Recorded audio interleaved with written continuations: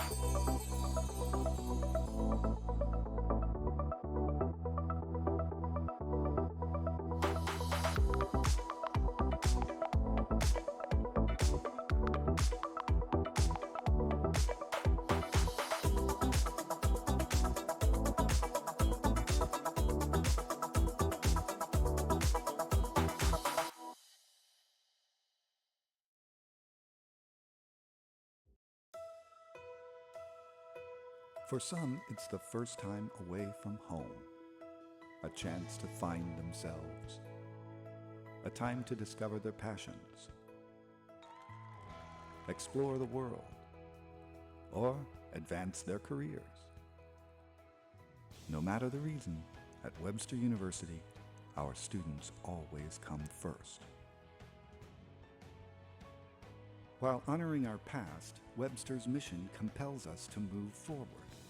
Here, everyone is embraced and celebrated. Outstanding faculty care about their students, offering new and creative academic approaches. Webster's network of campuses span the globe, creating a vibrant and dynamic academic experience. Webster is always moving forward, never standing still.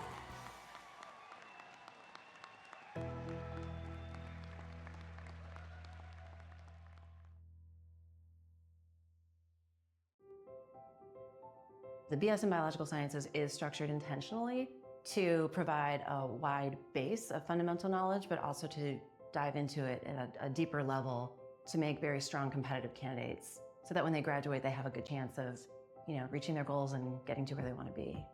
It's not just getting in the lab and learning technical skills and the process of doing research. It really is developing them also as a professional. All of the professors, they just care so much about you here. And I've had every single professor that I've interacted with has cared that you succeed. I love taking classes with them specifically because they have a lot of passion. And they make me love science because they just give so much enthusiasm off. And so that really, really helps me be more calm and confident in the stuff that I know. And it definitely sets you up for success. We have state-of-the-art facilities where students can really get hands-on experience with the latest equipment and techniques that are necessary when they move out into the workforce. You have a whole building with all this new equipment, and that's great. You need the lab equipment, and you need the professors that are willing to spend the time with you and teach you the lab techniques. Our facilities are meant to encourage active learning in the classroom setting, in a laboratory, with a bunch of students, which promotes teamwork, but then also one-on-one independently as they do their independent research project. One of the great components of the biological sciences at Webster University is the research that we do with our students.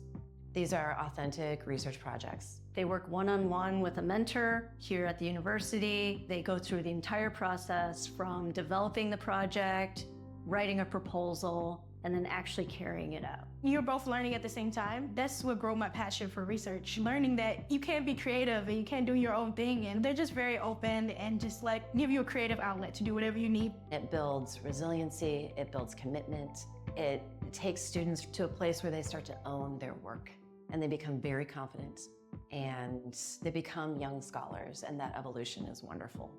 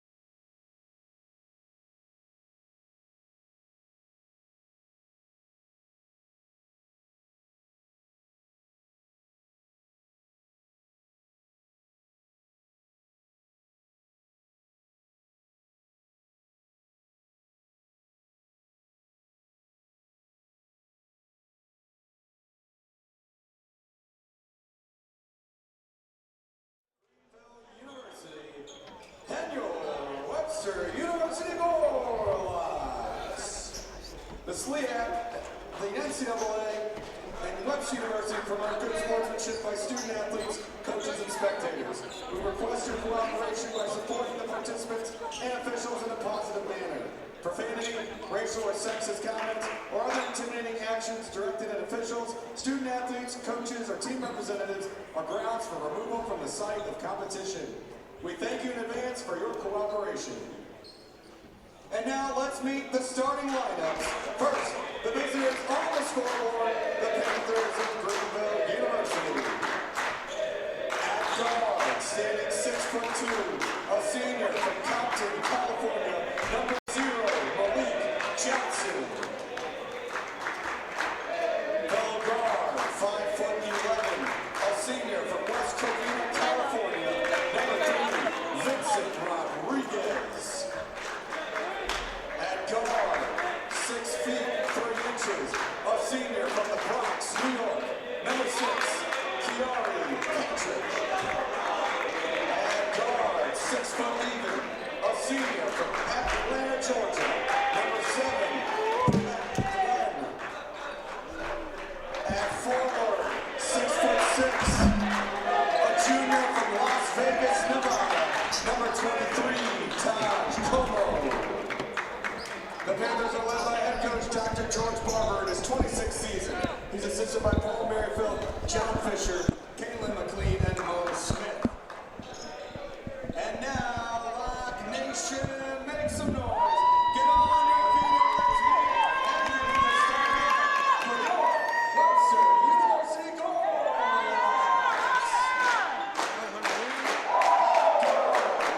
6'2", a junior from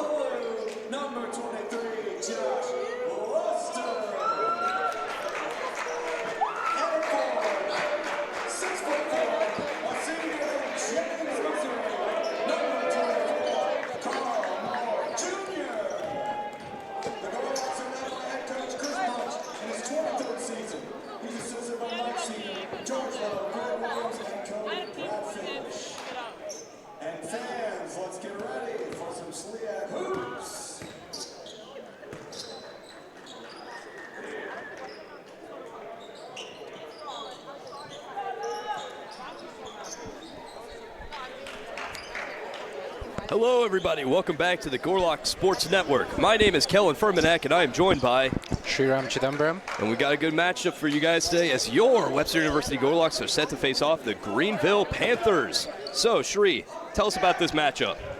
Oh, this is a matchup that's always circled ahead of the basketball calendar. Greenville bring a very unique style of offense. They score a lot of points, and everyone's excited to see a showdown, an offensive showdown. No doubt about that, as they already get on the board. Putting one up is Patrick. Patrick averages 12.2 points a game and already getting a steal. Rodriguez with that one. Greenville in the corner, passing under the paint. Rodriguez, also a high average play with 3.5 steals per game. Nearly stolen by Sykes. Rodriguez gets it back, drives in. Good pass to the corner. Corner three is good. Grimmett Glenn. We'll stare down at the Gorlock bench as well. That'll get tensions flaring for the rest of this game. The Gorlocks get past that half-point line up to Carl Moore. Gets swiped, but Rodriguez not able to handle it.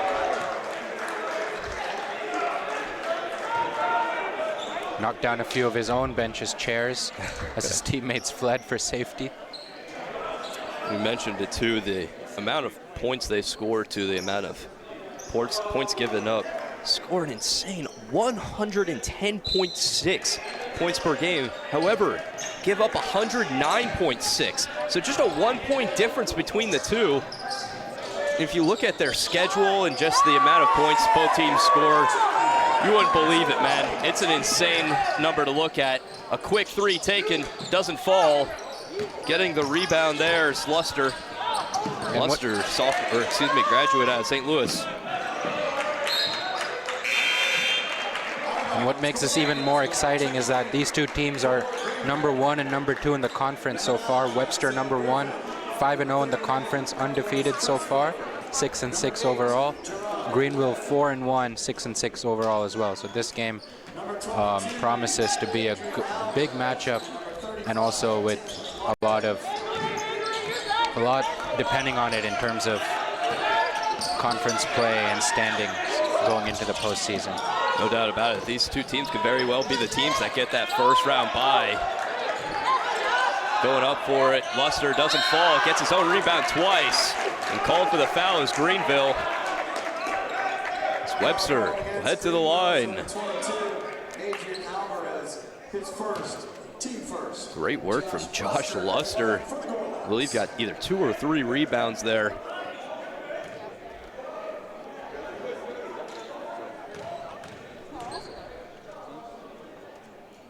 Greenville's only conference loss on the year came from the hands of Spalding. Golden Eagles beat them 109-105. However, it's been smooth sailing since then, going on a good winning streak. Second free throw is made. I believe that's Luster's first free throw made in conference play. He was 0 for 5 before that make. Going up for the layup. Tim Lofton, one of the quick subs, didn't even start this game, only 2 minutes in. As we mentioned before, this team's going to be making a lot of substitutions, and there's the layup. Great drive for Jamar Sykes. Going in once again. Great save by Carl Moore, but Panthers able to get it back. 3 doesn't fall. The foul called as Reed looked like got nearly elbowed in the face, and look at this, a new 5. It's like hockey. Brand new line coming in every minute or so. It's an interesting strategy, no doubt. Yeah, I mean, in a way it makes sense. If you have that many players available to play, might as well let everyone go full intensity while they're on the court and give them rest in short intervals. But at the same time, it does prevent players from settling into the game, if you will. Reed trying to pass it over, doesn't go, and it is Panthers ball. Back and forth action.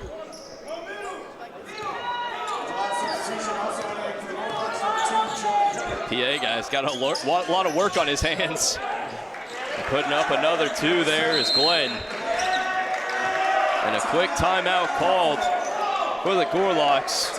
Panthers lead 9-5. We'll be right back.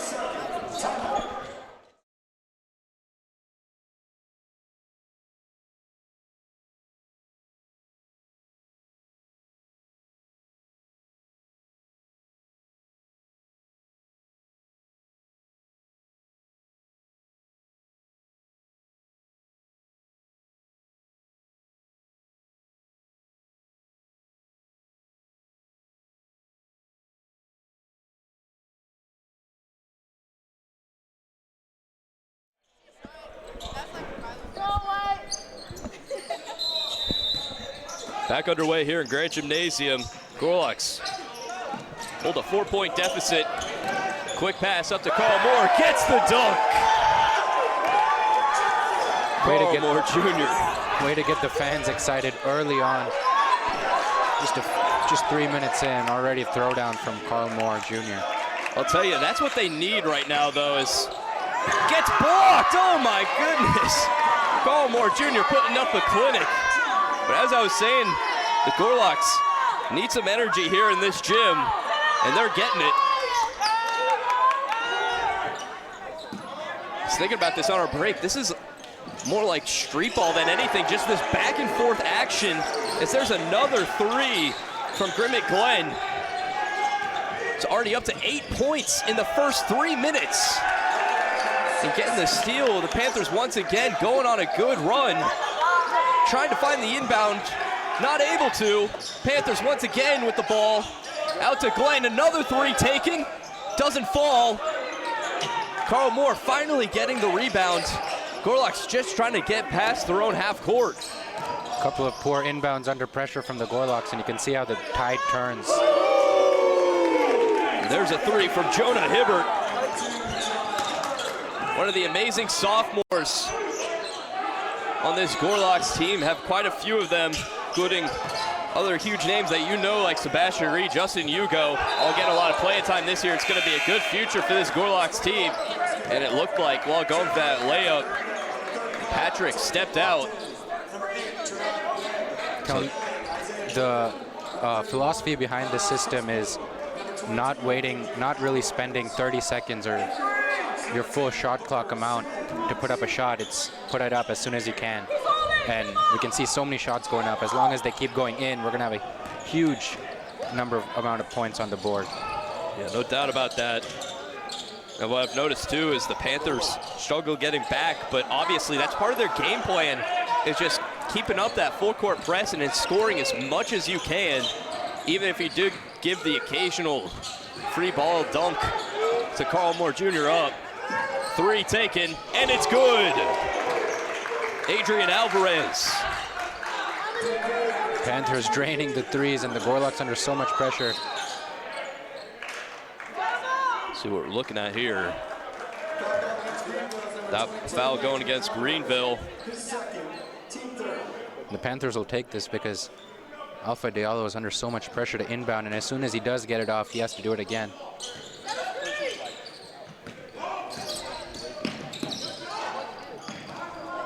Pass coming into the paint, gets blocked. Carl Moore Jr. gets it, gets the job done. Good cleanup from the senior.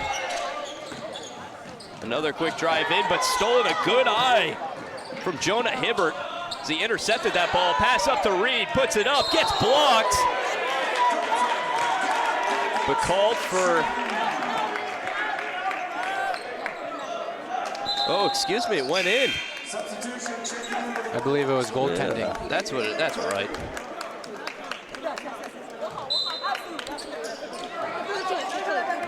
Maybe making a few mistakes this broadcast, but can you blame me?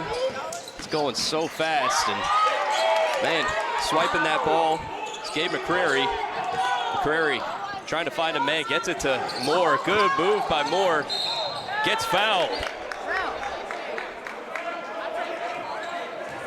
As long as the Panthers keep the pressure on and win a couple of those high court presses, they continue to add to their score and they can sacrifice some points. But when the Gorloks consistently get out of the press, then suddenly their lead starts to evaporate, and I think that's what you'll see throughout this game. Ebbs and flows of scoring. Not necessarily enough to take a team way ahead of the other. And we've seen the Panthers too, just constantly getting in the Gorloks zone and bullying them. However, this game, just a three-point game, is going to the line. It's Jonah Hibbert. Could make it a one-point game. And I'm not sure about you, but it just doesn't feel that way with how both these offenses have gone. First one goes in. Second free throw from Hibbert. And look at this, 3 Gorloks playing back while Hibbert's taking his free throws. Trying to guard Glenn. He's the only one on the Gorloks side of the court. Pass to Glenn, gets it over to Williams. Williams. Corner 3, doesn't go. Getting the rebound is Glenn. Trying to find a man. Trying to jump on that ball is Hugo. What's the call? Jump ball. Some aggressiveness from these Gorloks players as it's Webster's possession.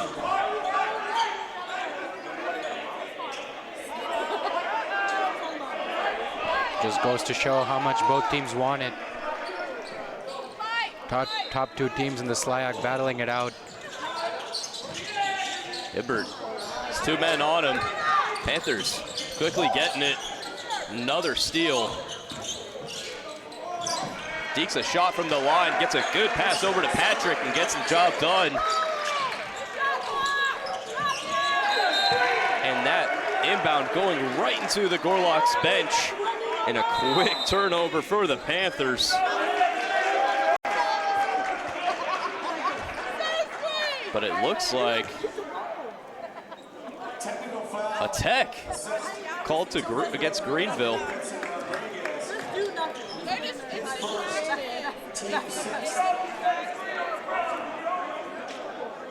There's obviously some tension, as you mentioned, going on in this game. The first few baskets saw some stare downs.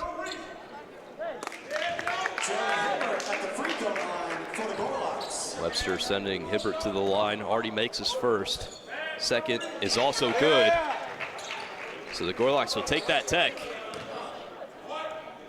And on this possession, have a chance to take the lead.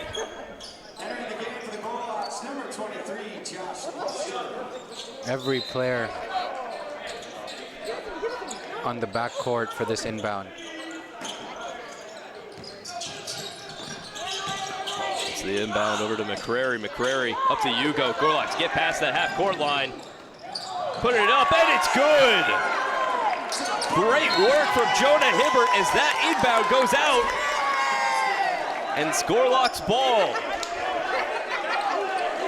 These two teams trade great passages of play, and then they trade poor turnovers, throwing it out of bounds from out of bounds. Ball barely even crossed into the court of play, except in the air, of course. To the game, both of these teams are forced to play. If one of them's doing it, the other's got to do it as well. It's hard to counter this kind of play with one of your own. Three taken, doesn't go. Trying to reach for that rebound is Luster, but a wide open attempt here. Trying to go for the block is Diallo. Gorloks fans looking for a travel. Now McCrary driving it up to Hugo, gets it done. Gorloks back on top. Wide open in the paint, and it's good. Patrick standing right under there. Another 2 points for the Panthers. Long pass up to Diallo. Gets a hand on it. Goes off a player, Panthers player, and it is Gorloks' ball. Good effort from Alpha Diallo. Both teams playing this game at a sprint. One team scores, and by the time they reach their own end of the court, the other team's already made their basket.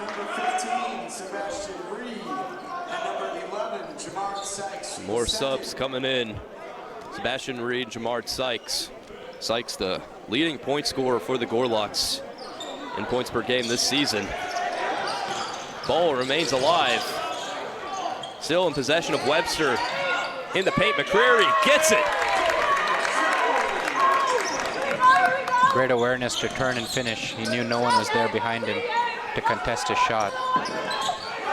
No look pass into the paint. It's good. Lofton puts up another two. Gives back the Panthers their lead. Sykes, quick drive in. Good pass for Reed. Gets fouled.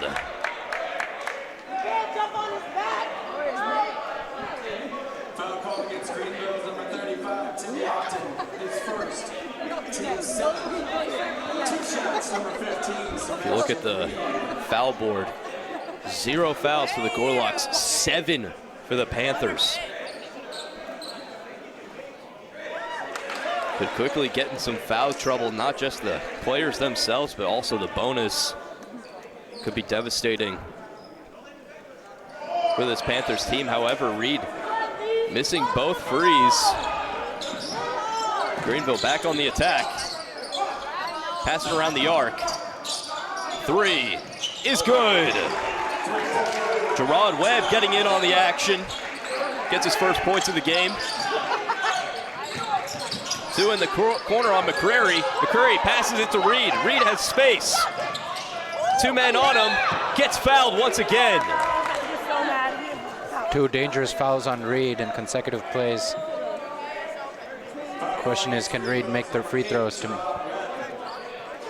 make those opportunities count?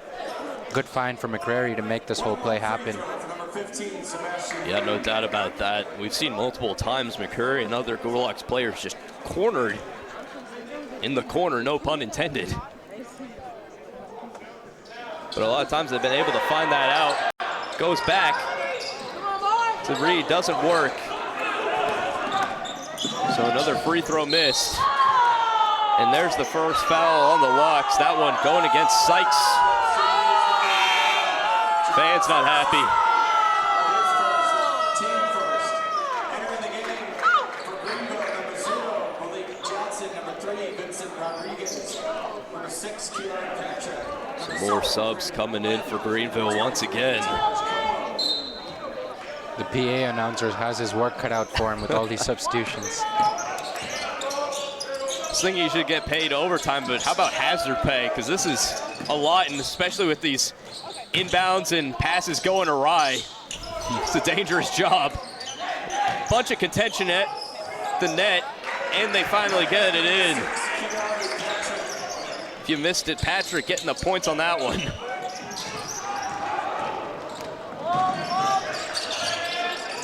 Passing it back. Gorlox looking for a foul, don't get it. Free ball. Having to travel back a bit, nearly intercepting that is McCrary. And it's Gorlock's ball.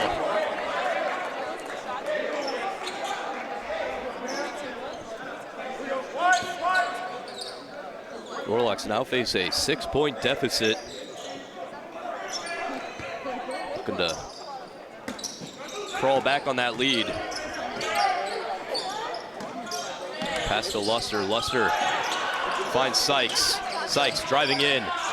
Tries to get to Diallo, but can't handle it. Yeah, Diallo wanted that pass to lead him up for the towards the basket. Instead, it was behind him and low. Rodriguez getting it into the paint. In the corner, back to Rodriguez. From outside the arc.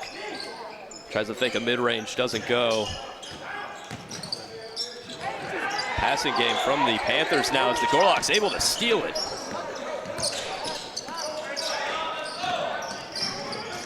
Driving in, and there's a foul called against Diallo. Foul called against Greenville's number Oh 0, no, Malik Johnson. excuse me. His first, team 9th. At the line for 1-on-1 free throws. That one Number 1, Alpha Diallo. going against Johnson. So Diallo will head to the line, and Panthers already at 9 fouls on the game. First free is good.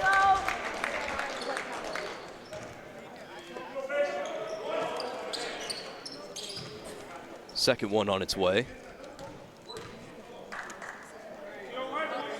Is also good. So Diallo bats 1,000 on those free throws attempts. Gorlock's looking to stop any kind of attack from the Panthers. 3 taken from Rodriguez, and it's good. Rodriguez gets on the board. I was going to say it earlier, but I'll say it now. I think the big difference between these two teams will be their productivity from beyond the arc. Foul call, that one I believe going against Diallo. Yeah, hard foul. Foul called against the Gorlock's number 1, Alpha Diallo. But His first. Greenville are prolific from beyond the arc, and we know that the Gorlocks historically are not. Question is, can they either step up or obstruct the Panthers from getting open looks from 3? And on the Gorlock side of the offense, a lot of that is going to have to be off the back of Jamar Sykes, who is 26 three-pointers on the year, good for a 39.6 percentage behind the arc. So very good, but so far we haven't seen much from him. Only got 2 points on the board, but obviously this is not a normal game by any means. And we'll see how the Gorlocks can adjust the rest of the way through. Already a quarter way through this game, and a score of 33-26 in favor of the Panthers. Gorlocks using another timeout here. Yeah, the nature of the threes will be very different from what the Gorlocks are used to. They can't have sets that lead lead an open man into a three. It's more, can players pull up for threes in transition?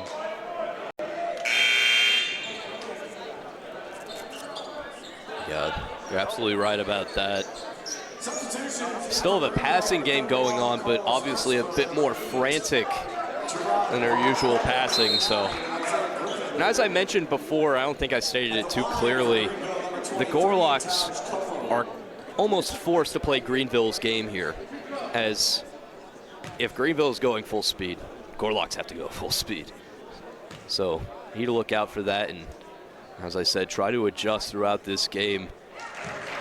I can only assume the Panthers, when they play opponents like the Gorloks, come out to an early lead like this.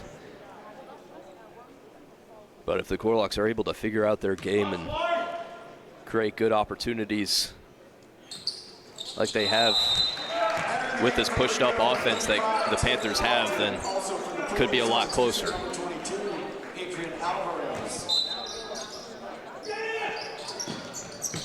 Free throws are made, and the Gorloks pushing up the court now. Sykes drives in, puts it up, and it's good. Jamar Sykes getting it done. No look pass once again. Mid-range goes down. Lofts it up to 6 points now. Gorloks trying to get past this Panthers defense on the full court press. Just about getting to the front court in time. That's a scary situation for the Gorloks. Three taken in, good. Alvarez showing some emotion. They're hitting another three. Gorloks on the attack now. McCrary gets it to Moore. Moore pass to Diallo. Diallo puts it up, gets fouled.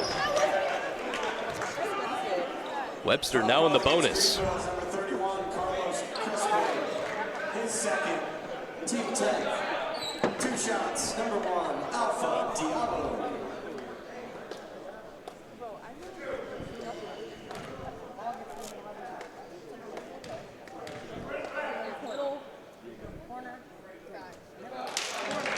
First free throw is missed. Substitution. Checking in for Webster, unit number 2, Jonah Hibbert.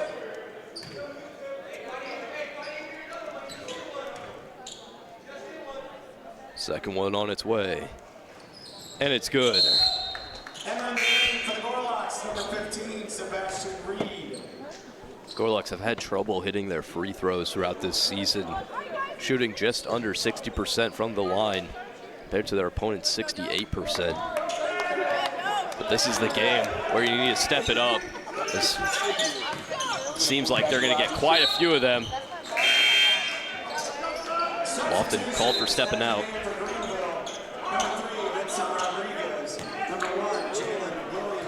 Yeah, the Gorloks will always be in this game just because of the style of Panthers play. They will concede turnovers. It's about limiting your own errors. Trying to look for a man to pass to. Need to get past half court. Driving over is Hibbert, able to get there. Pass to Reed. Reed getting it over to Hibbert. Hibbert to Sykes in the corner. Moore in the paint, puts it up, and it's good. Great control from Moore to apply the finishing touch on that layup. Two quick passes. However, still Panthers ball as that one rolls out.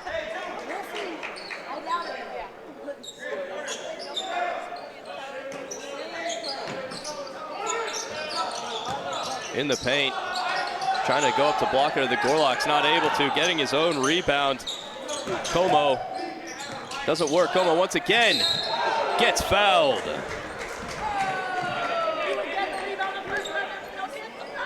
Foul call against Gorloks, number 1, Alpha Diallo. His second, team 3rd. Taj Como out of Las Vegas, Nevada. Junior standing at 6'6". Gorlocks have to watch out for him. First free doesn't fall.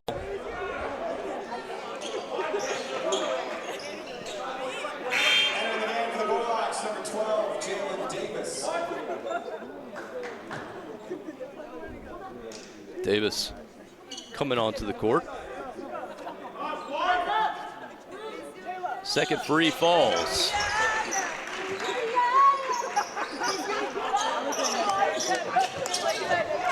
Panthers hold a double-digit lead. He's trying to get past them is Hibbert. Hibbert. Great job from Hibbert to get out of that such a sticky situation. As he takes a three, and it's good. What a sequence from Jonah Hibbert.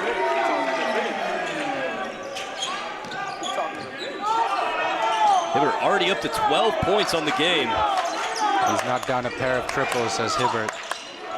Blocked by Moore. One more attempt from the Panthers. A long three taken from Glenn, doesn't fall. It's right into the hands of Reed. Hibbert passes up to Moore. Reed in the paint. Gets it out to Diallo. Corner three is good. Jalen Davis coming out onto the court, making a difference for Webster. He wasted no time in making a difference to Davis. Another three from Glenn, doesn't fall. Gorlocks trying to get up there. That one snatched by Moore. Gorlocks within 4 now. Another one from Davis, and it's good! And one for Jalen Davis. He got absolutely clocked when he went up for that. From mid-range, too, with a hook. My goodness. The ball rolling around the rim gave the crowd plenty of time to enjoy and celebrate that finish. What could you be saying to him, ref?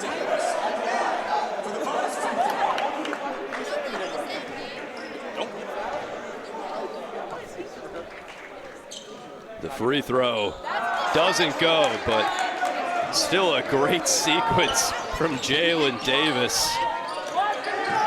Junior out of St. Louis. In the corner, mid-range, doesn't go. Reed bounces off his head. Pass behind the arc. That one also doesn't go. Getting the rebound there is Hibbert. A long pass up to Davis. Davis trying to keep it inbound. 2v1 got everyone excited, a bit too excited was Hibbert. Three doesn't fall. Gorlocks on the attack, up to Hibbert. Hibbert has one man on him, and it's good. All tied up. A 10-point run for the Gorlocks. Unbelievable basketball. That one doesn't fall. No one there to rebound that one, though. In the corner. Swiped off of Diallo. Driving up. Trying to find Hibbert, but not able to. Gotta respect Hibbert laying out for that one. These two teams aren't trading buckets. They're trading runs. They're trading 10-point runs. So right about that. Some more substitutions in and out.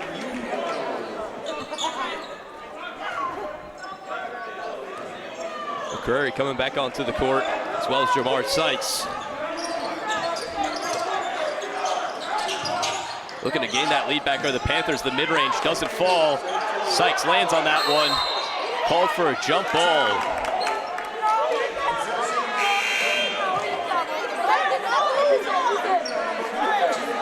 Alvarez looking for a travel call there, but making sure to plant his feet. Sykes. I think the Panthers were very lucky to get a held ball out of that. Griffin just had a hand, hardly had a hand on the ball, just because Sykes couldn't get up.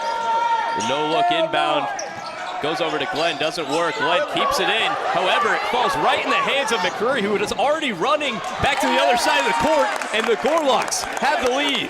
Unbelievable. Glenn literally assisted McCreary while trying to save. Swiped. It's called it for a jump ball. A good hand on it by Sebastian Reed. And yeah, it's like a wide receiver running out as keeping that one in was Glenn earlier.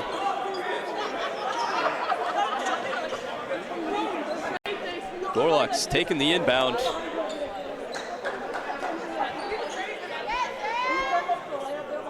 No one in that back court.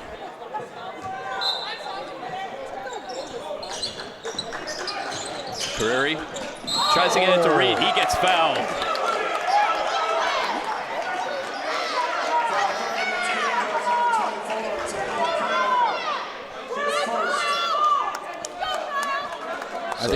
I think their legs got tangled up there. It looked really bad, but I don't think it was as intentional as it may have looked. Yeah, no, I agree with you. It just looked a bit awkward. Now with the Gorlocks in the bonus. Heading to the line. First one good by Davis. Gorlocks keeping one extra player up. The rest back on defense. Trying to guard Williams and Glenn. It's like 3 safeties. Glenn, we know, a dangerous threat. All facets of the ball. Driving in, getting it out to Rodriguez. Rodriguez trying to find someone in the paint, but it's Gorlock's ball. As that one goes off the hands of Patrick. Webster with that 4-point lead. In the corner once again, deja vu for McCrary. McCrary trying to find someone, gets it to Hugo. Hugo passes the half-court line, gets it to Reed. Reed goes up, and it's good! I think McCrary deserves at least half, if not more, of the credit for that basket. Great find when he was backed into a corner. He always seems to find not only an option, but the best option on the court. No doubt about that. Foul going against the Locks.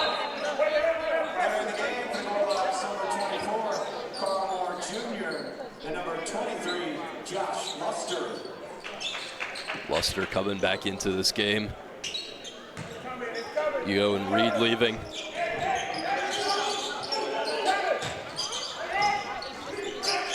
Trying to find a lane. Are the Panthers able to get it in the paint? Blocked by Moore. Moore gets it out to Sykes. A 3-on-2 in the corner. Good move by Luster, able to get around Patrick. McCurry driving in, passes out to Luster. 3, doesn't go. Luster gets a hand on it, gives the Gorlocks the rebound. A great move by McCrary. Sykes bobbles it, still maintains possession, puts it up, doesn't go. And a foul.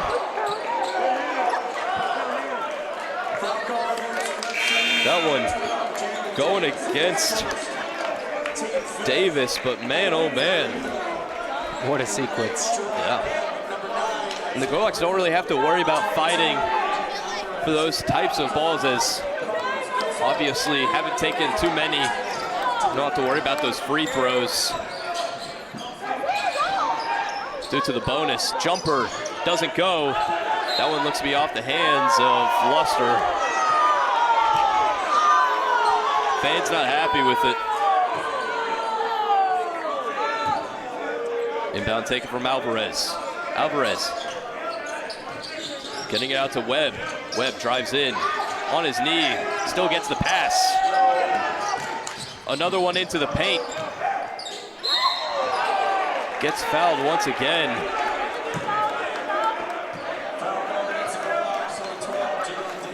Once again against Davis. At the free throw line, shooting 2 shots, number 35, Tim Lofton. Lofton heads to the line.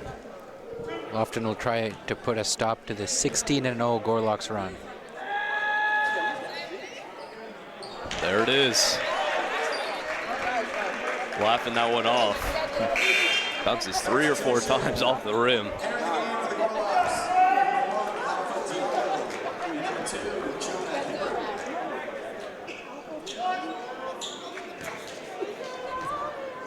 Second one on its way. Doesn't fall under that one more. That one going off the hand of Crespo.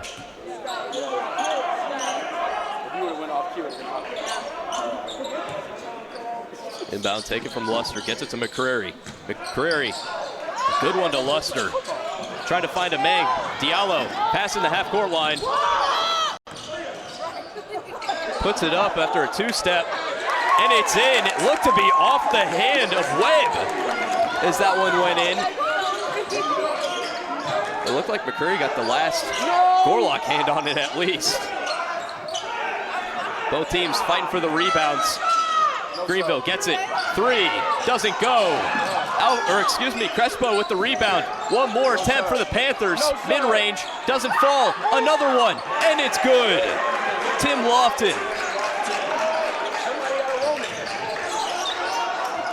Curry with 3 men on him, able to get it up to Hibbert. A good pass from Moore over to Diallo. Diallo tries it himself, doesn't go.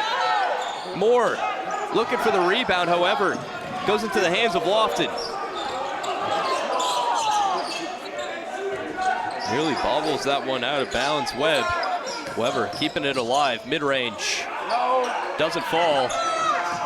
Yet another offensive rebound for the Panthers. Puts this one within 3 points. It's the Panthers' turn, isn't it? McCreary. To dial up the scoring. Yeah. Long three. Doesn't fall. Just a bit too long. He had time to settle himself. Another three. That one off the corner rim. Stepping out of bounds. It's Adrian Alvarez. Scorlock's ball. Brand new 5 coming out to the court for the Panthers.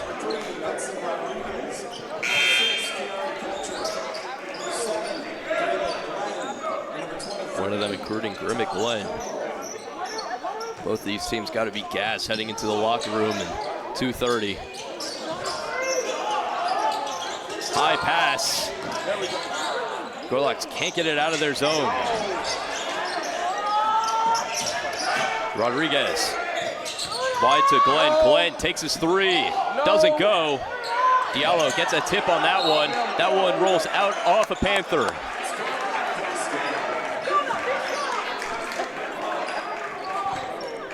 Take a breath, Callan. I'm trying. Entering for Webster, number 11, Jamar Sykes, second.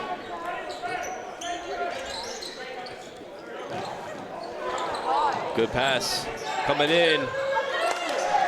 Fans looking for goaltending, doesn't go. Jalen Davis on that quick break. Glenn getting inside the paint to Patrick. Patrick passes back out to Rodriguez. Rodriguez back to Patrick. Looking to go up. No. Mid-range. Falls. Jalen Williams. 1 point game. Under 2 minutes and a half. Watch out for that inbound violation. Still Gorlock's ball, but to no harm of Greenville.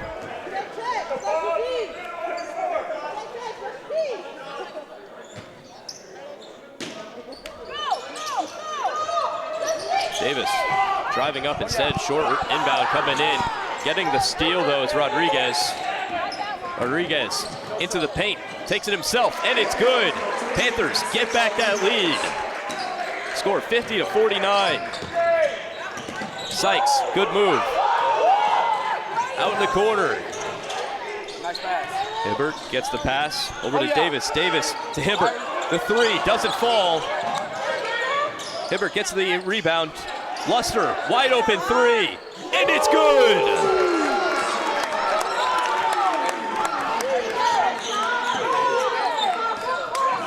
Both teams trading punches right now.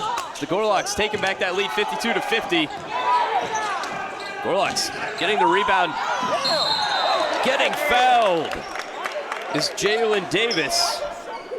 Call going against Como.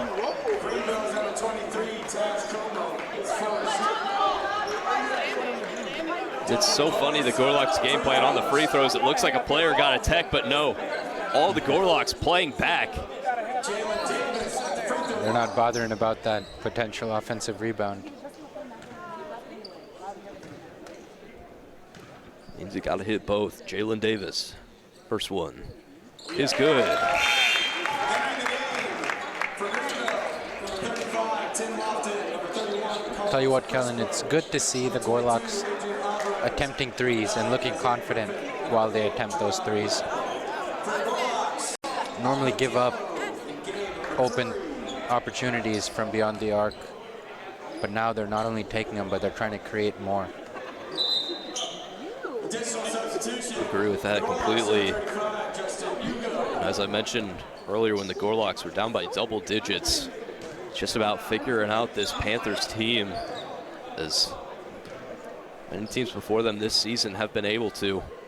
But obviously it's a tough code to crack, and they're still working on that, as giving up many turnovers throughout this game. To the corner. Crespo gets us back, still behind the arc. Middle three, doesn't go. With the rebound, McCreary driving in all by himself. It's good. Good work by Gabe McCreary.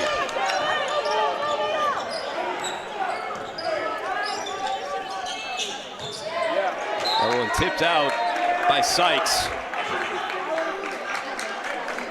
Good work by the junior. Gorlocks will be very happy to take a 6-point lead into the half. In the corner, driving in. Wide open, blocked, but fouled. Hugo going up for the block.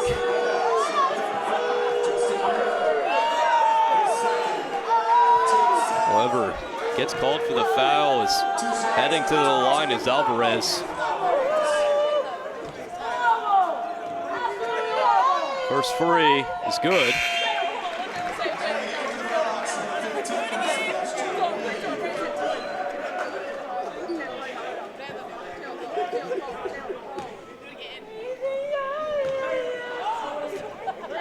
Second one is also good.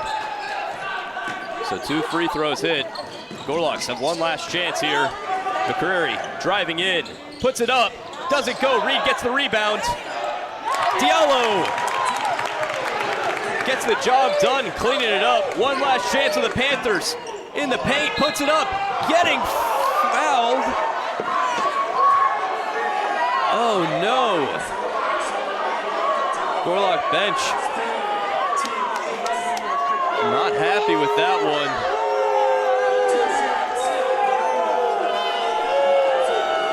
As well as the Gorlock fans.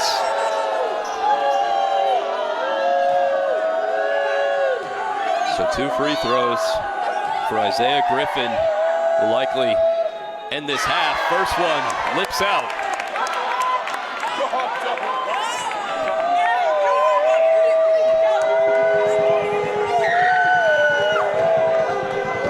Second one on its way. Crowd roaring. Free throw from Griffin. Falls. And with 3 seconds on the clock, going for a long pass. Half-court shot will fall just short. As both teams head to the locker room. Gorlocks lead by a score of 58-53. We will be right back.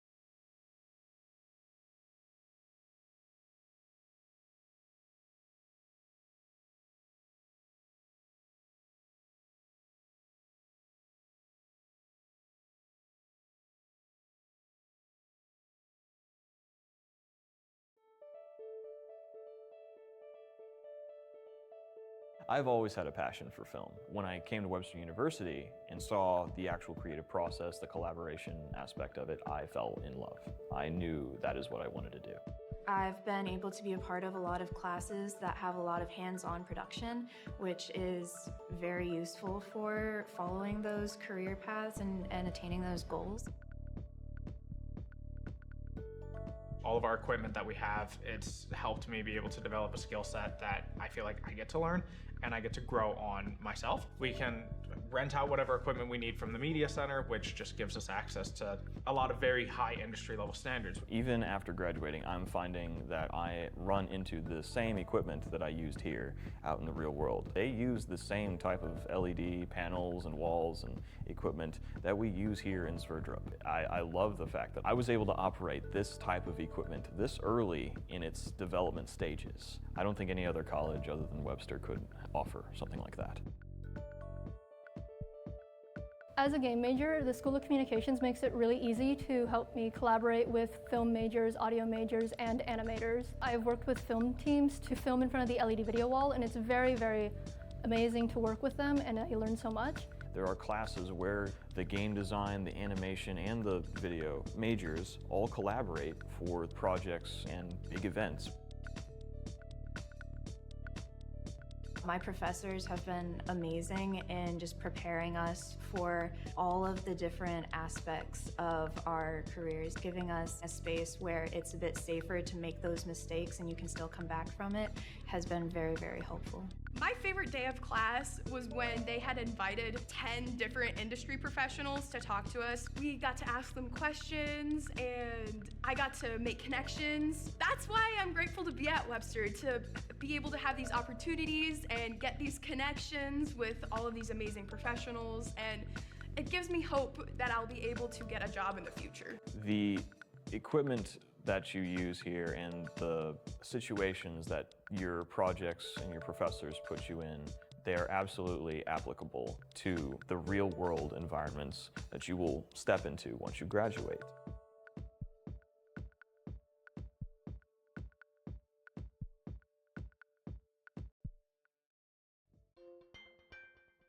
Being a transfer student from a community college to a university sometimes can be a little hard. There's a lot of paperwork, you have to see what requirements you meet.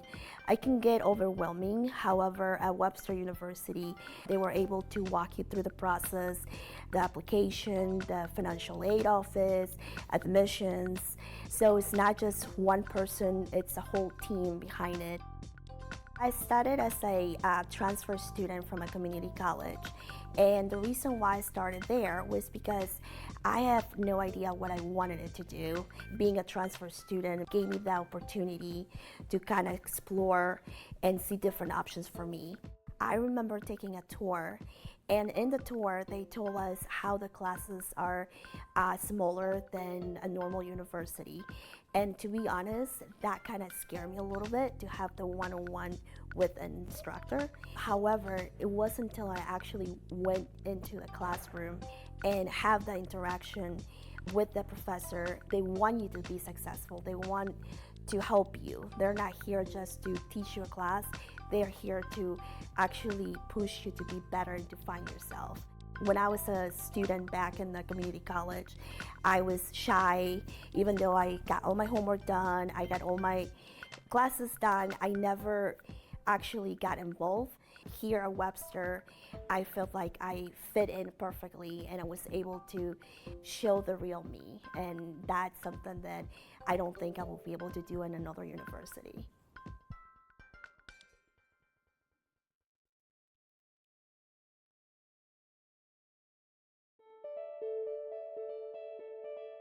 Our audio program covers everything you need to know about working in audio project top to bottom. So, what microphones you're going to use. Are you going to use hardware equipment on the way in?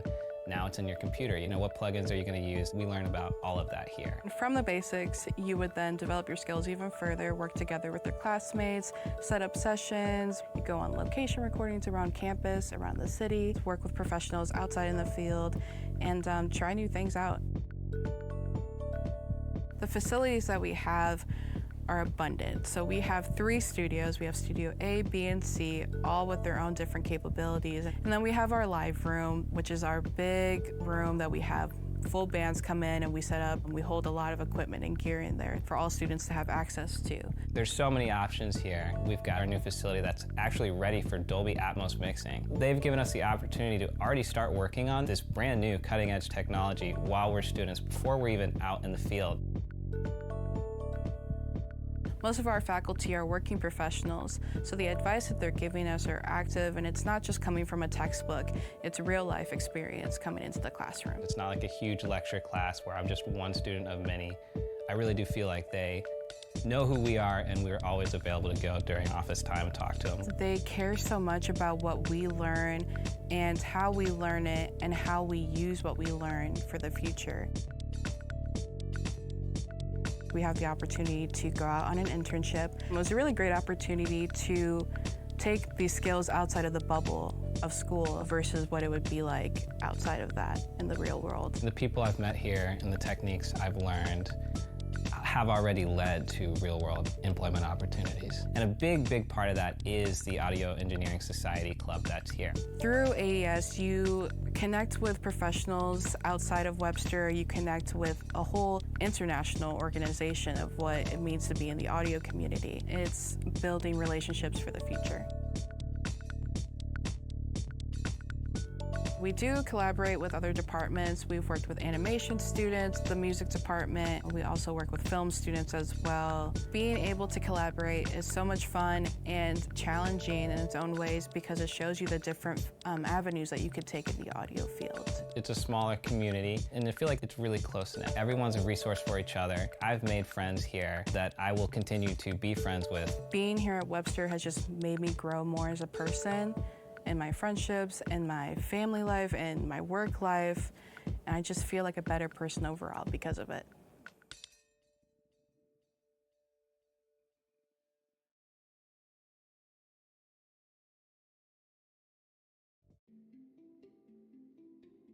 It's the science of exercise, the science of movement, the science of fitness, the science of health. We are housed in the Department of Natural Sciences and Mathematics, so you're going to get a foundational level of many different sciences: biology, physics, chemistry, and then anatomy and physiology. And so it is the undergraduate experience that is going to take them on to graduate school or a professional career in and of itself. In our labs, we do a lot of work with each other. So we'll assess movement, we'll assess health, we'll be taking blood pressure, heart rates. There's a lot of kind of high impact, hands-on experiences that are wonderful. My favorite part is the hands-on activities that we do, the exercises, getting to use your own body to kind of go through the movements to help me to better learn things and apply it in real life. Another important feature being housed in the science department is that our students all do a unique senior thesis project. They put together the study, they do the entire study over the course of a year, and then they write up a paper, they do a presentation, and it's really great to see. By the end of almost their first semester, if not their first year, not only do we know everyone by name, but we are beginning to customize what their four-year experience looks like. So what part-time job might serve them best? Are they going to intern somewhere in particular? So if you're going to graduate school, what does that look like? So I think that's, from a coaching standpoint, a mentoring standpoint, that's vital. The internship that I did within this program helped me a lot. It kind of exposes me to a variety of careers and a variety of paths that I could take. Once we tell them, our purpose and our goals, then they are willing to kind of shape our path to pursue that. A lot of our students inevitably are student athletes. They're also in athletics, playing a variety of sports. Our strength coach, our athletic trainer, they work with the students with their performance, with their injuries, but they're also adjuncts in the exercise science program. So it's great to see that they kind of see both the athletics angle and the academic angle. They make sure that we get what we need while we're here and that we can take things with us so that we can work while we're on the road. They work with us with exams, scheduling things. They're very understanding with that, so I've appreciated that. I have a good relationship with my professors, which I know will benefit me in the future, and it already has, so I am happy that I chose Webster.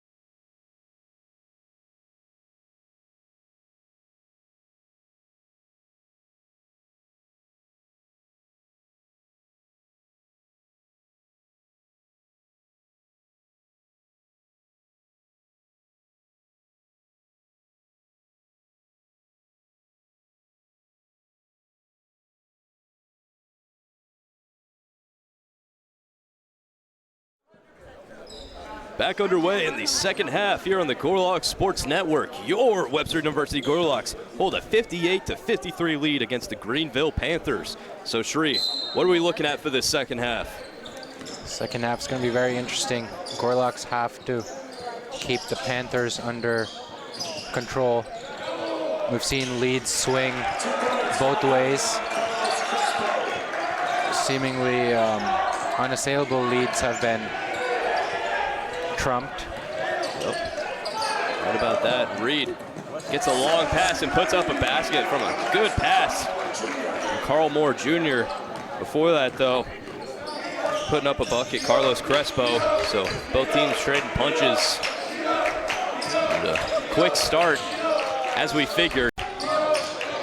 Mid-range floater doesn't go. Moore with the rebound.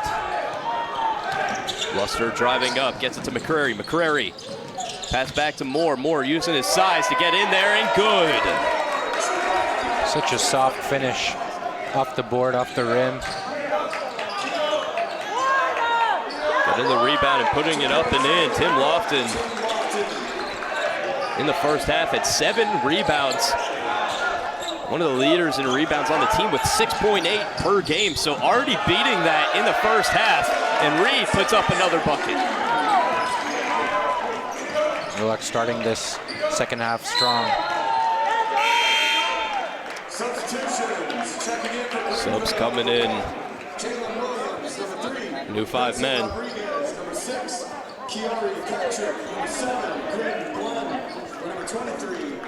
I was looking at the stat sheet coming into this half, and surprisingly and unsurprisingly, I guess if you count all the amount of players who have come in this game, only 2 players from both teams, or excuse me, only 2 players combined from both teams have scored at least 10 or more points. And despite this high-scoring match, it's not an individual effort by any means. Everyone contributing. Everyone run around the court like madmen. Webster driving up.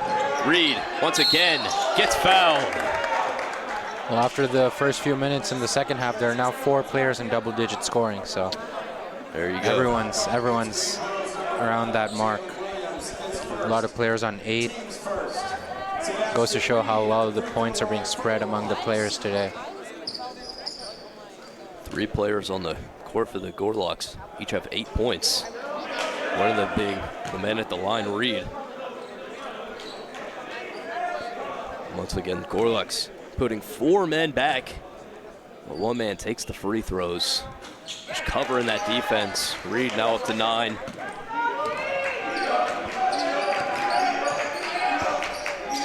Rodriguez passing out wide behind the arc. Rolls over to Glenn. Over to Como, who gets it to Williams. Williams can't find anything. Decided to take the 3. Doesn't go. It will be Gorlocks inbound. 3 attempt from Vincent Rodriguez does not go.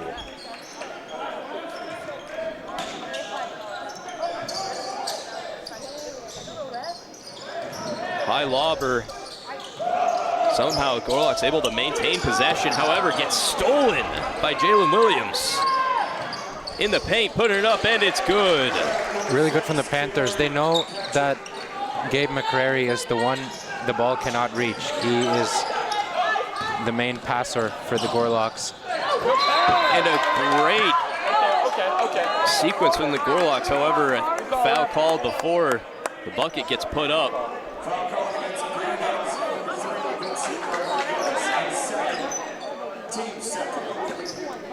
Gorlocks will likely get to that bonus mark pretty fast, as they did in that first half. Greenville plays a very physical game. A good steal by McCreary, putting it up and in. Josh Luster. Great work from the tandem. In the corner. Swinging pass over to Rodriguez. Rodriguez below the knees, gets it done. Patrick once again scoring up to 16 points on the day. McCreary, low pass to Moore. Moore tries to take it up himself, but gets fouled. Call going against Como.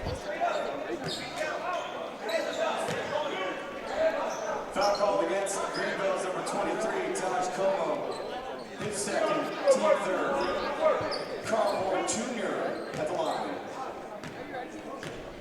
First free attempt on its way. It's good. One more could put the senior in double digits.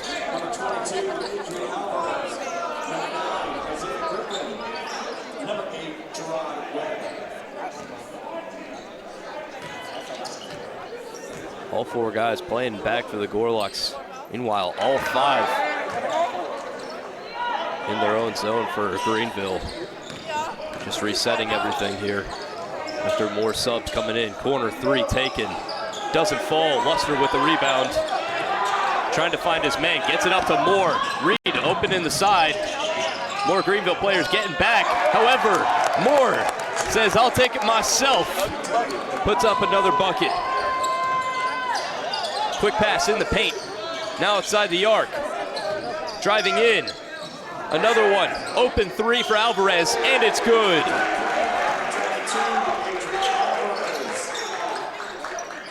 You see the Panthers doing everything possible to keep McCrary from getting the ball, and ultimately it leads to a violation. There it is, and Panthers quickly getting that ball back.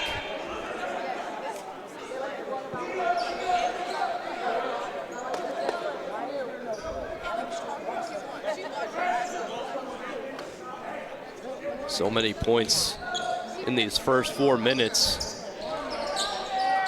As these defenses get gas, I can only assume there'd be more. So another mid-range, this one coming from Lofton. Once again, you can see how closely McGrary is guarded. This time the Gorlocks get out of pressure and it unlocks the box. Great pass from McCrary over to Reed. Reed now at 11 points. Swinging out wide. Fakes a three. In the paint, and it's good. Carlos Crespo.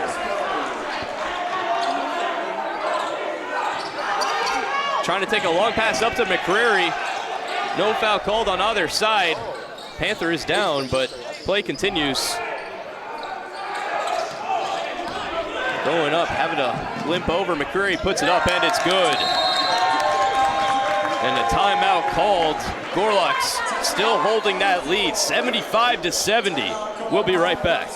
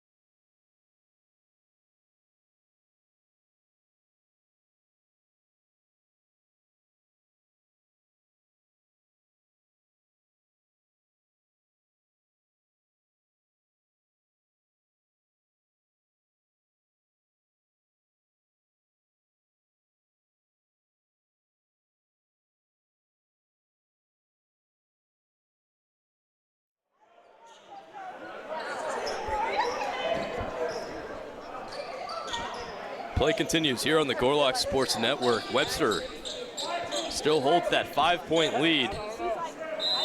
However, lead like that is very fragile. As Greenville can go on some runs, as you mentioned. Three taken, and it's good. As I say that, Glenn hits yet another three. It's his first point since early on in the first half. He can get going again like he did earlier on.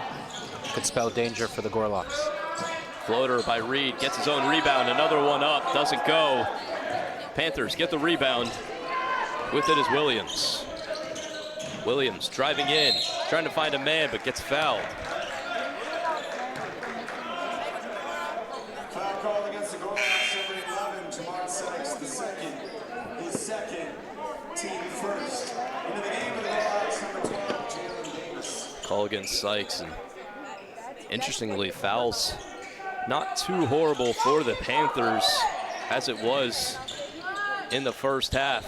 Long three taken, and Greenville taking back their lead thanks to Jalen Williams. in some trouble once again. There's called for a jump ball. It looks like players need to be separated a little bit. Hibbert stuck in some trouble there. Yeah, Hibbert and Patrick.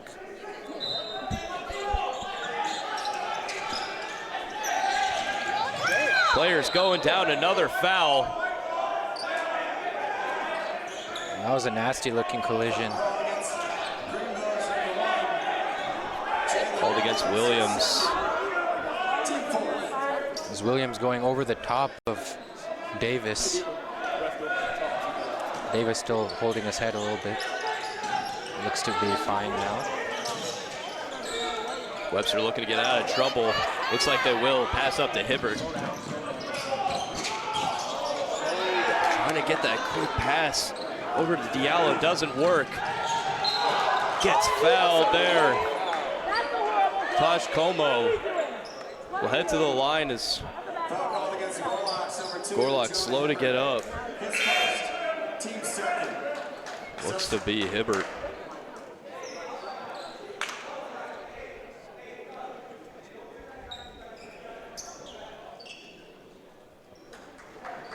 Gets up all good. Greenville heads to the line. Como will take two. Checking in for the Gorlocks, number 21, Gabe McCrary. McCrary coming in for Hibbert.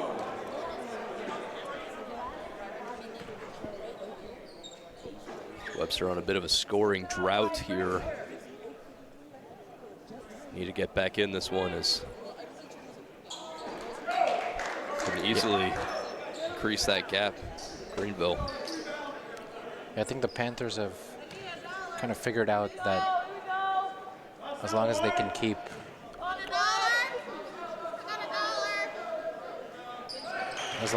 McCrary under wraps in the backcourt, then chances are the Gorlocks can't make a play in the front court. Curry getting it up to Sykes. Sykes doesn't convert. Still Gorlock's ball. New 5 getting lined up. Checking in for Greenville. Said this before, but it's just like a hockey game. Sub in 5, take out 5 every minute or so, and keeps them at full speed. This team not really top heavy, just great all around. Moore gets the layup. Carl Moore is everywhere you need him to be. Long 3, doesn't go. However, Greenville maintains the ball. No, Moore with the steal. There he is again. Layup doesn't go. Diallo can't convert as well. Each team tied up at 7s. Both looking to break it. Able to get to that ball is Alvarez for Sykes. Mid-range, nearly blocked, doesn't fall. Yet another offensive rebound for the Panthers. Long 3, doesn't go. That one rolls out. It was Webster ball. Absolute chaos. That's a good word to describe it.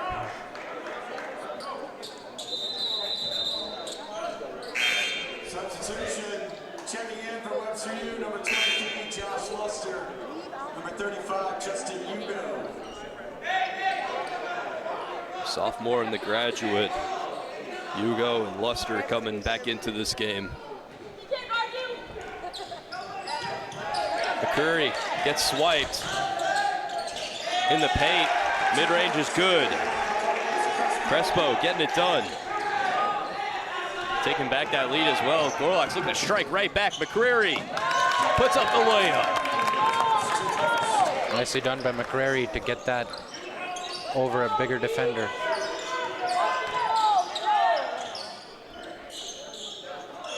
On the arc. You don't want the ball. Another 3 from Crespo. Doesn't fall. Gets his own rebound, but gets fouled.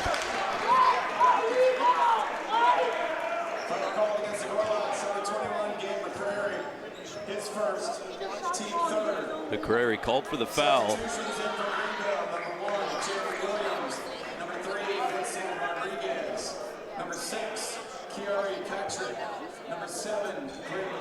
Foul was on the ground, so the Panthers will have the inbound. And number 23, Taj Como.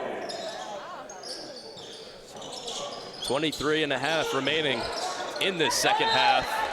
And was swiped out of the air by Luster into the Panthers bench. Yeah, that inbound was going to the last row if Glenn didn't get up the way he did.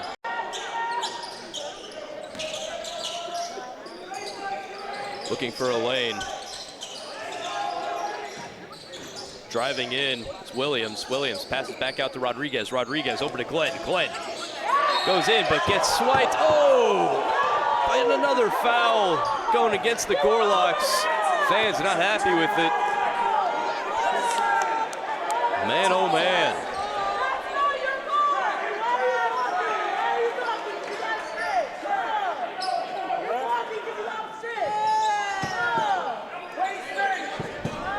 Rodriguez with the inbound. Over to Williams. Now driving in is Patrick. Patrick to Glenn. Glenn cannot get the three. Going up for that rebound. There was Davis. McCrary puts it up and it's good. Under contention.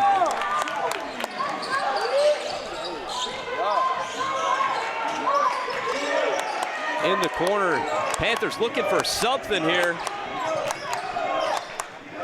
Pass wide, but it goes awry. Gorlocks get the steal. Davis by himself gets blocked and gets fouled. It's a huge block from Rodriguez. Chase down block. Not sure if Davis had any idea that he was being pursued. Davis says he's all right, heads to the line.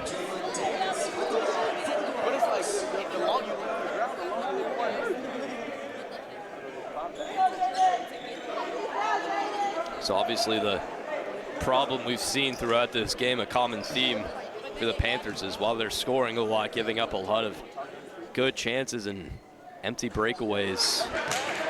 Webster, despite matching the Panthers total +2, haven't made those kinds of mistakes.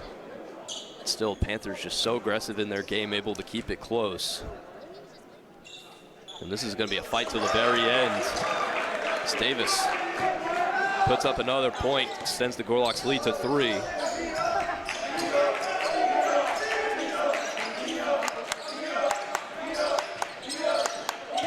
In the paint, pass wide, corner 3, doesn't go. Both teams fighting for the rebound. It looked like that went off the hand of Davis. So Panthers still maintain possession. Cole Moore coming in, replacing Hugo. Well, Jamar Sykes coming in for Davis.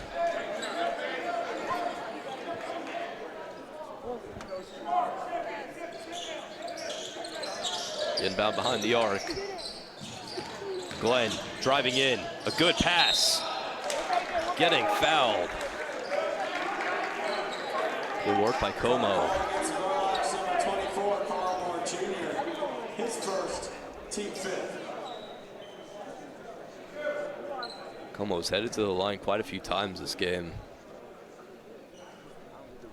Looking to pull the Panthers closer. First one is good.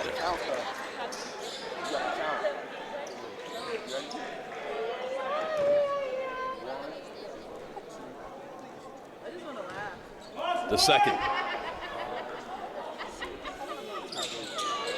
Doesn't fall.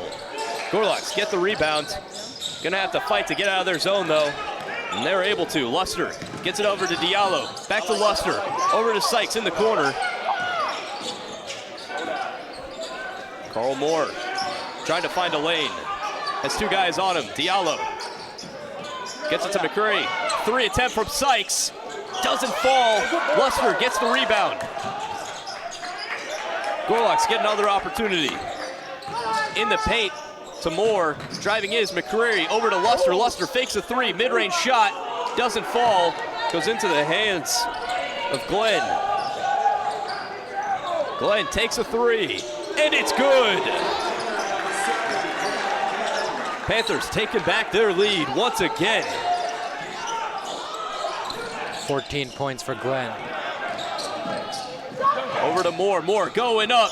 Doesn't get fouled. However, cleaning it up is Alpha Diallo. Quick break in the corner. Mid-range shot is good from Williams. So 2 quick scoring drives from both teams. And a foul going against the Panthers. Their 6th of the half. I like the accountability, 7.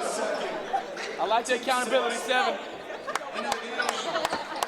That's hand up accountability, man. That's amazing.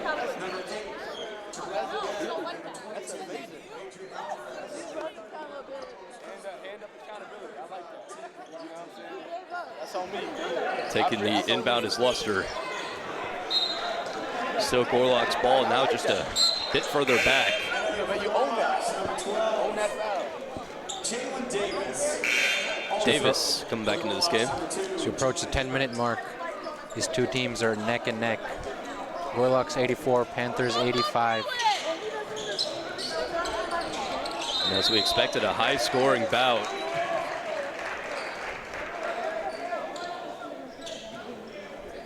Still Gorlock's ball in their zone. Having trouble getting out, though. Hibbert also back onto the court for the Gorlocks with Davis. Able to get both hands on that one is Sykes going up for it. Is Moore not able to.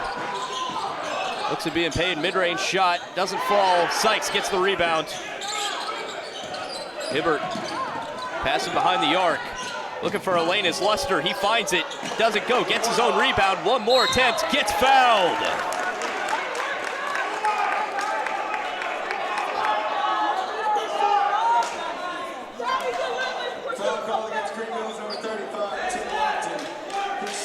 That one going against Lofton. The athleticism on display in this game is unbelievable to watch. This free throw is good. Ties this one back up. Looking to give the Gorlocks their lead.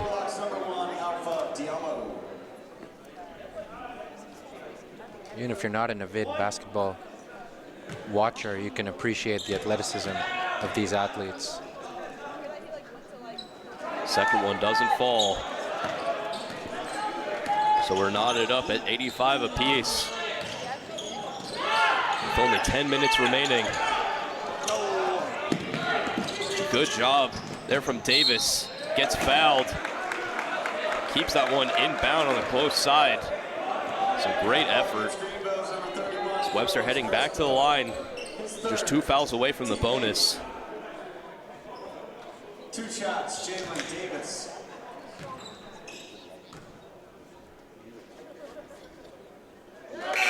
First one is good, giving the Gorlocks back that lead. And for the Gorlocks, number 35, Justin Hugo.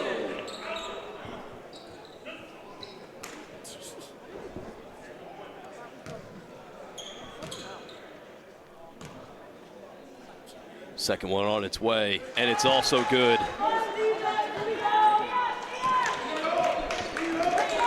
Davis gives the Gorlocks 2 more points.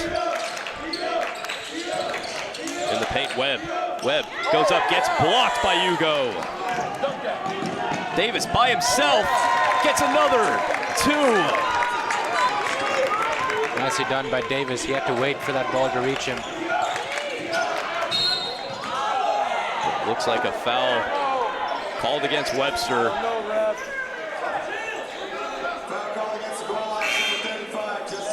And a new 5 coming in. Hugo up to 3 fouls. Hopefully doesn't get into too much foul trouble here. As could be dangerous late in the stretch.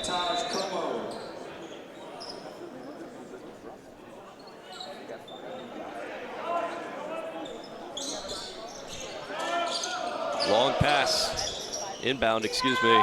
Lou Rodriguez, Glenn tries for the 3, doesn't even hit the rim.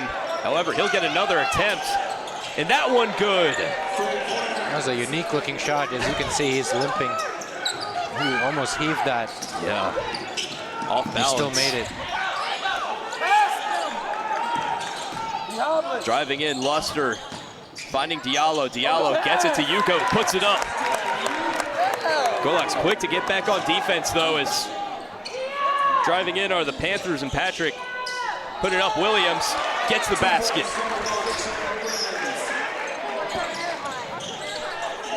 One-point lead for the Gorlocks. Ugo gets it out of the corner.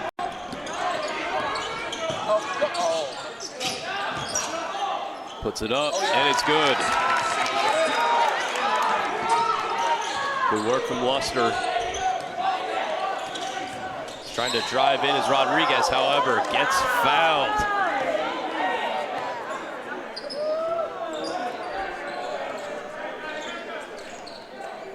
Somebody put their hand up. Somebody. Foul called against the Gorlocks, number 23, Josh Luster, his first, team 7th. It's been a total of 15 lead changes throughout this game. Number 2, Christian Bennett. And there's a good chance it doesn't stop at that. Number 3, 8 minutes to go, I'm sure there'll be plenty more. Rodriguez from the line. Can't hit the free. Trying to go up once again. That time Webb doesn't work. Gorlocks. Bit more wide open now. Luster in contention. A good pass over to Hibbert. Hibbert, a great quick pass to McCurry. Rims out. Getting the rebound is Diallo. Gets fouled. Diallo's like a fish, fighting to stay up until eventually he was taken down with a step to the line.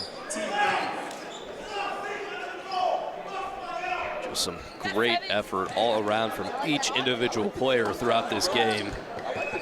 This is definitely the most physical game I've seen in my Gorlocks tenure. Obviously, these players prepared for it, ready to go. They knew how this game was going to go too. High scoring, high octane. Everything about this game just high energy, and Gorlocks have showed up well, but they have to finish it. Still 7 minutes, 30 seconds left on the clock. Only a 5-point lead.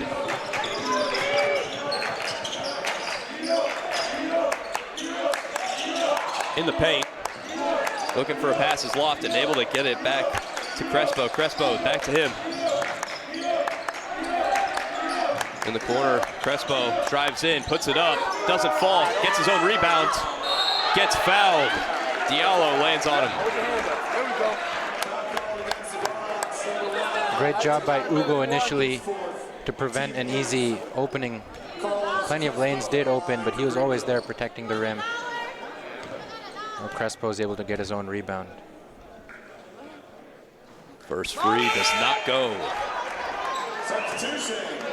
And for Webster Union, number 23, Josh Luster.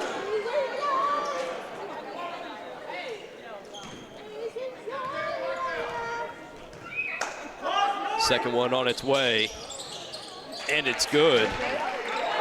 So now just a 4-point deficit for the Panthers. So they continue to put up that full court press. Some good moves put on by McCrary. Gets himself past the half-court mark. Gets it to Luster. Luster over to Hibbert. Hibbert resetting his offense here. McCrary, good pass over to Hugo, and it's good. From Hibbert to McCrary to Hugo. Gorlocks getting the job done. In the corner, Alvarez passing wide over to Crespo, putting it up, and it's good. Gerard Webb trades punches. Gorlocks doing a lot better job of getting past the half-court mark and putting themselves in good opportunity to score. Nearly a good layup from Luster. However, cleaning it up, Sebastian Reed. Yeah, I think Greenville players are definitely exhausted. They need to sub, and they're 5 waiting. But It's not helping them with their full court press. And the Gorlocks are taking advantage. Getting fouled is McCrary. And that brings the Gorlocks, or excuse me, the Panthers up to 10 fouls. So McCrary will head to the line. Look to eclipse that 100-point mark for Webster. The Gorlocks hold a 6-point lead. McCrary on 14 points, equal to his career high.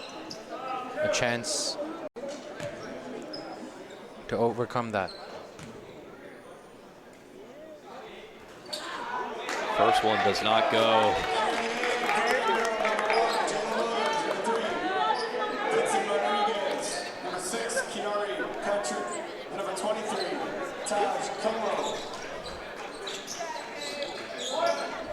Quite a few members of this line, or that, excuse me, the line that was on the court, held 3 or more fouls, and there's 100 for Webster. 100 for Webster and a new career high for Gabe McCrary. What a great performance he's put on today. Senior out of St. Louis. He's done great all season for the Gorlocks. In the paint, puts it up, doesn't go. Reed gets the rebound. Over to Luster. Luster trying to get past that half court, able to. Over to Sykes in the corner. Sykes going around to Reed. Over to Hugo. Hugo puts it up, and it's good. That's a tough basket to make from Justin Hugo. However, gets it done. The handoff doesn't work. However, able to get it up and blocked by Hugo, but fouled. Oh, no. Fans not happy with it. Great effort from Justin Hugo as he claims his 4th foul of the game.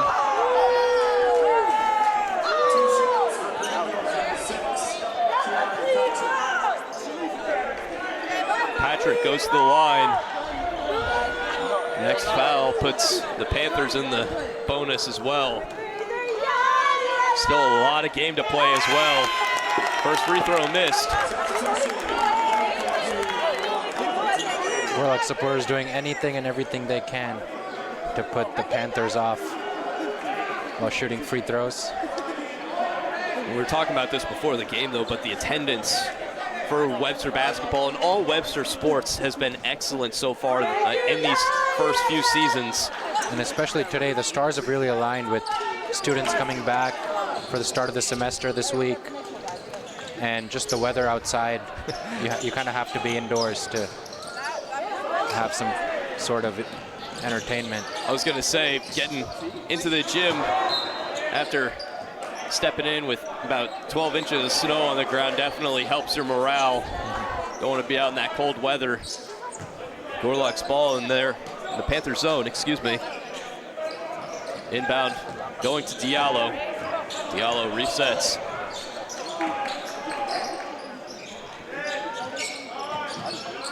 Pass back to Diallo from Sykes. Shot doesn't fall. Reed trying to get his own rebound, not able to. Good effort from Vincent Rodriguez.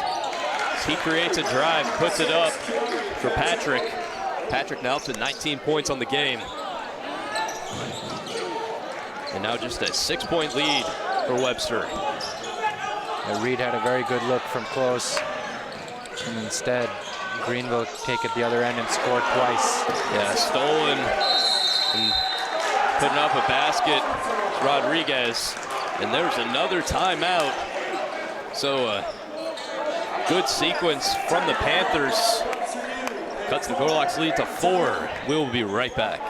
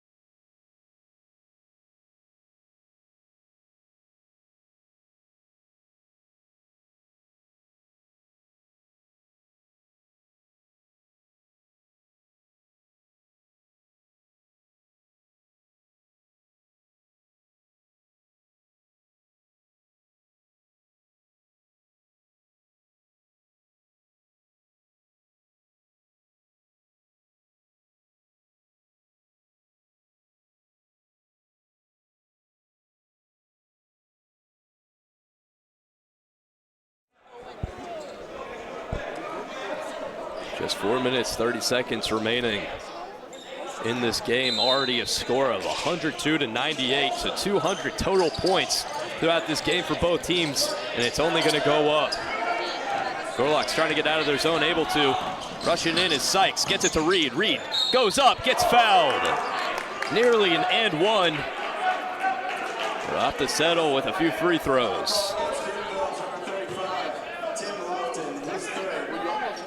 Webster with a double bonus to shoot the free throws, Sebastian Reed.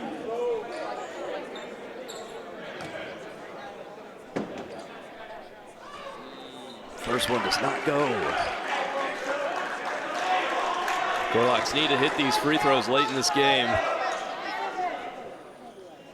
especially if these are on the scoring drives, and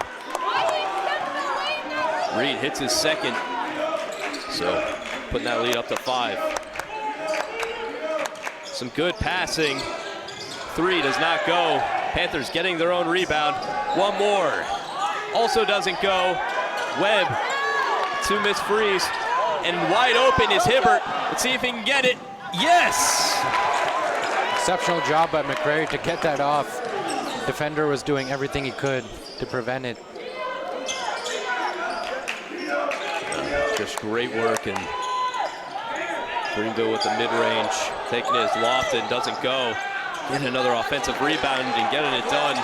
These second chance points for Greenville is just killing the Gorlocks. However, still holding that 5-point lead. Thanks to McCurry and Hibbert on that last play. Looking to extend it even more.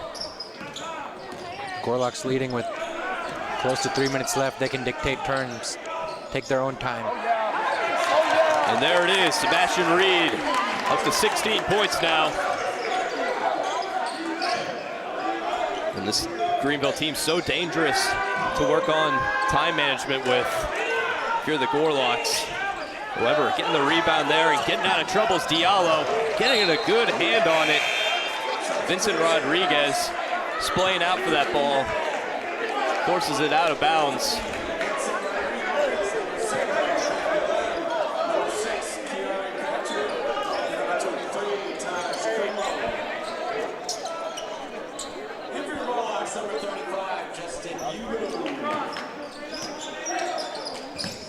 Five players on the Gorlocks with double-digit points. Good move by McCrary. Drives in himself, puts it up, and it's good! Off balance! Gabe McCrary, oh my goodness! Sports Center top 10 maybe? Certainly Slyak top 10 for the season. What a ridiculous play, off balance, puts it up with a hook. Man, oh man. I think it had a tip on it too, which helped the cause. 3 doesn't fall. Panthers get the rebound, put it in. Patrick up to 21 points now. Full court press is on. Sykes finding McCrary, gets it to Davis, put it up and good, you go. Slicing through the defense with that passing as the Gorlocks. Get a good hand on is Davis. He brings it up. Doesn't go. I'm sure he thought about a slam. Dangerous. He had a guy behind him. There's 3. Putting that one down is Gerard Webb. Now in double digits. One more attempt for Davis on a backwards pass. Doesn't go again. Unbelievable. And a foul. For a second, it's 2013 Miami Heat, and then they don't even have a point to show for it. Head into the line. Coach Bunch not happy with that sequence. Could make it a 4-point game.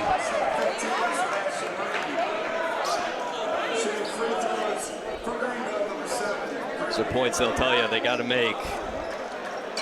Minute 36 left on the clock.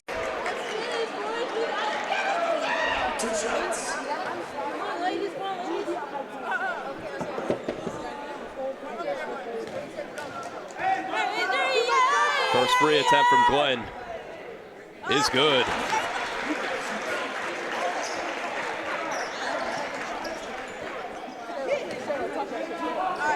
Second one on its way.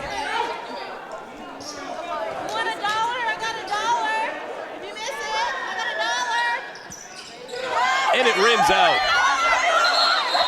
Jump ball. As the initial rebound got by Diallo. However, will be possession for Greenville, which is not what the Gorlocks want. Wanted to at least kill time after that free throw. 3. Webb doesn't hit it. He gets another chance, drives it in, passes out to Glenn. Glenn in the paint, tries to no-look pass in the corner, doesn't go. Gorlocks get the rebound. Going up. Diallo gets blocked. Reed puts it up. No! Panthers back on the offense. Diallo is never hearing the end of that. Just 1 minute remaining. Panthers down by 5. In the corner, wide open. It's good. Wow. The momentum is shifting with every second. Absolutely ridiculous game of basketball we have on our hands here. 3 chances the Panthers had with 5 points down and just over a minute remaining. They missed all of them. The Gorlocks had a chance to extend that lead.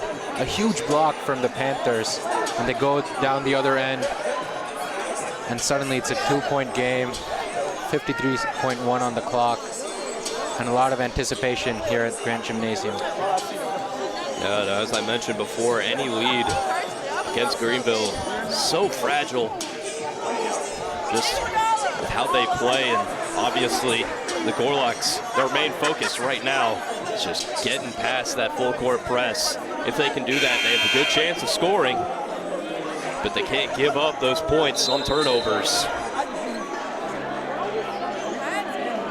Greenville going to be as aggressive as they can get. Just 53 seconds on the clock, a 1-score game.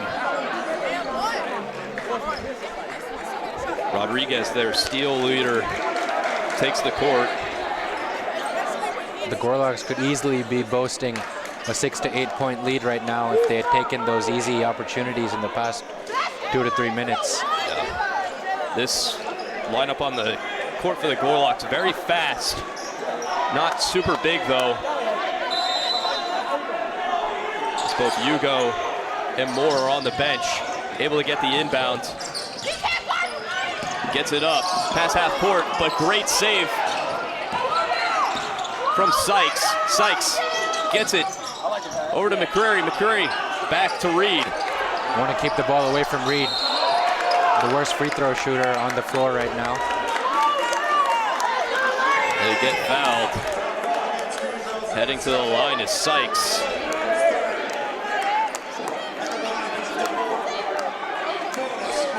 This is Sykes' first time heading to the line this game. 71% from the free throw line. Need at least one here. Prevent a walk-off opportunity. Gets that one. Chance to make it 2 scores here.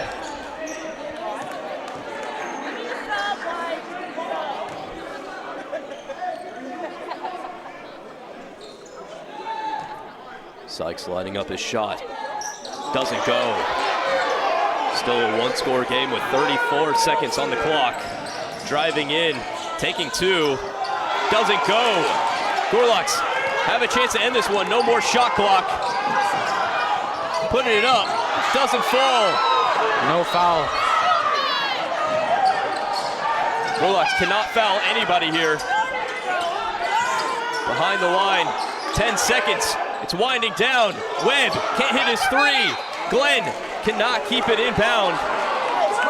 Just 7 seconds remaining. I thought that was a poor shot attempt. They had 7 seconds on the clock, and that shot just looked rushed.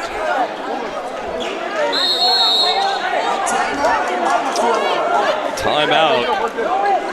Another one called. That's the kind of shot you take when you're going for a 2-for-1, and that was not a possibility in this situation. Yeah, I would say misplay on both sides of the court as the Gorloks previously. They could have just ran out the clock, tried to run out the clock at least, and then go for a late bucket. However, quick shot taken, I believe, from Diallo. Gave the ball right back to Greenville to make that opportunity. And as you said, going for 2 points there, bit of a head scratcher considering how much time we have left. Score of 112 to 109 in favor of the Gorloks. Webster has possession, but obviously need to get past that full court press from the Panthers. See if they can do it. Also see who they put out on the court to do this. Likely trying to get their taller players out there. One of your best free throw shooters on the floor now to make those free throws after the foul is committed.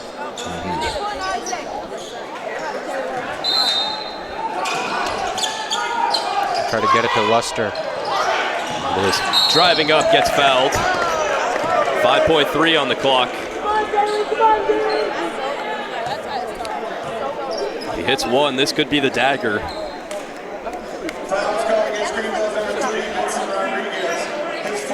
Going to the line, Jalen Davis. 78% today, and he hasn't taken a free throw in conference play so far this season. There it is. Puts the Gorloks up by 2 scores, and that could be the dagger.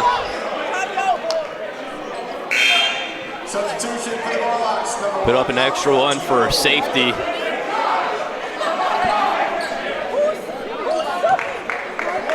Just in case. Somehow getting a foul on a 3-pointer. Obviously, Coach telling his team to not foul, but there it is. Both free throws hit. As time expires here in Grant Gymnasium, I want to thank you for tuning in to the Gorloks Sports Network. My name is Kellen Fermanak. And a great game for you guys tonight as the Gorloks take home a W by a score of 114 to 109 and improve their SLIAC record to 6-0. Thank you for tuning in and have a great night.